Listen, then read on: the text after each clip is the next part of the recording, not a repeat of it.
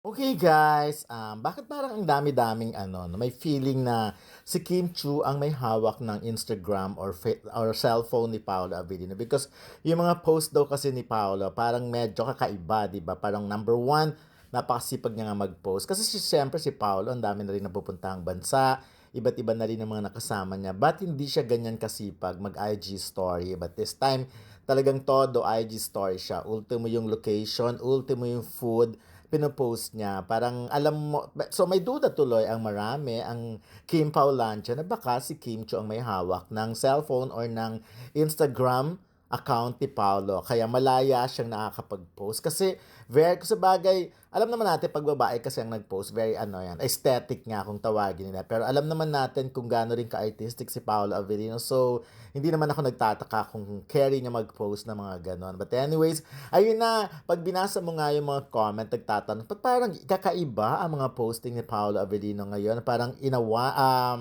mga ilang ano pa, lalabas at mabubuking na talaga kung sino talaga ang kasama. Can you imagine that yung food na yan, although of course alam naman natin kung anong, pero di ba nakakapanibago kasi si Paolo Avellino nagpo-post ng mga kinakain niya, yung mga pagkain niya or whatever. Parang very Kim Chu ang atake, sabi nga nila. Yung ganun ang dating. Kasi si Kim Chu, alam na natin pag siya ang may hawak, pag social media niya, talagang marami siyang mga paandar. Very active kasi si Kim Chu. Pero this time, nakikita niyo naman parang kakaiba. At syempre, di ba?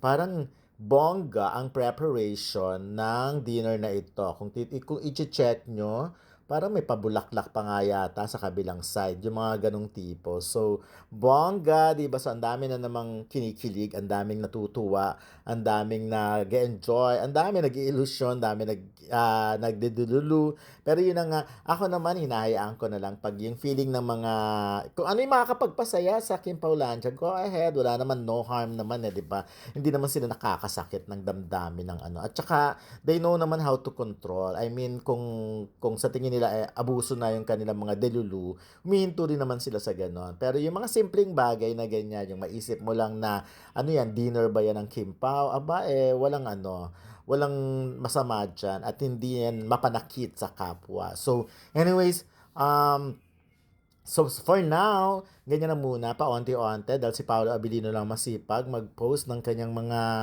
paandar kung saan mang lugar siya nandoon. So, let's wait. So, malalaman din naman ang Kim Paulancia kung ano ba mga susunod. So, anyways, siningit ko lang tong ano na to, itong post na to because alam nyo naman, Visita Iglesia. So, mga tungkol muna sa ginawa ko ngayon, Visita Iglesia, ang aking mga pinost. Kaya lang syempre, pag tinignan mo kasi yung social media account ni Paolo, parang meron kang naaamoy na something eh. Parang may kakaiba kang nararamdaman. So, ganun nga. At hindi lang naman, no, napakaraming fans, napakaraming Kim Paulancia.